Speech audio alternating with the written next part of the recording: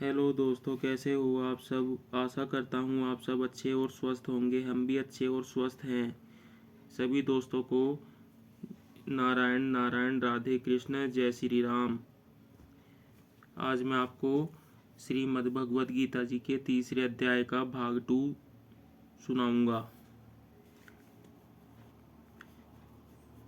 माँ ने कहा, अच्छी बात है। तब वह पंडितों से पूछने गया और जाकर प्रार्थना की, हे स्वामी, मेरा पिता एक दिशा में जाकर मृत्यु को प्राप्त हुआ, अतः उसका उद्धार किस तरह होवे।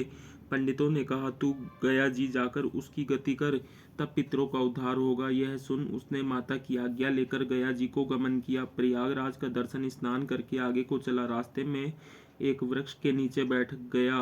वहां उसको बड़ा भय प्राप्त हुआ। यह वही वृक्ष था जहां उसका पिता प्रेत योनि को प्राप्त हुआ था। उसी जगह चोरों ने उसको मारा था। तब उस बालक ने अपना गुरु मंत्र पढ़ा। उसका एक और नियम था, वह एक अध्याय श्री गीता जी का पाठ नित्य किया करता था। उस दिन उसने श्री गीता जी के तीसरे अध्याय का पाठ उस वृक्ष के नीचे बैठकर किया, जिसे उसके पिता ने प्रेत की योनि में सुना। तो सुनते ही उसकी प्रेत योनि छूट गई और देवदेही पाई। स्वर्ग से विमान आए और वह विमान पर चढ़कर पुत्र के सामने आया और आशीर्वाद देकर कहा, हे पुत्र, मैं तेरा पिता हूँ जो मरकर प्रेत हुआ था। तेरे इस पाठ करने से मेरी देव देही हुई है। अब मेरा उद्धार हुआ और तेरी कृपा से मैं स्वर्ग को जाता हूँ। अब तू गया जी को अपनी खुशी से जा। इतना सुनकर पुत्र ने कहा, हे पिताजी, कुछ और आज्ञा करो जो मैं आपकी सेवा करूं।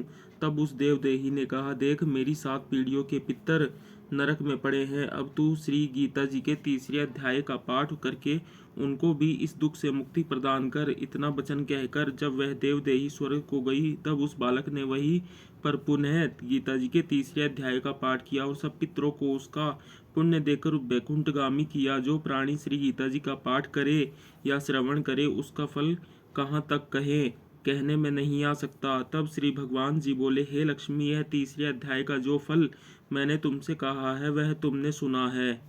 श्रीमद्भगवत गीता जी के तीसरे अध्याय का महात्म्य समाप्त। सभी दोस्तों को नारायण नारायण, जय श्री राम, राधे कृष्ण नमस्कार।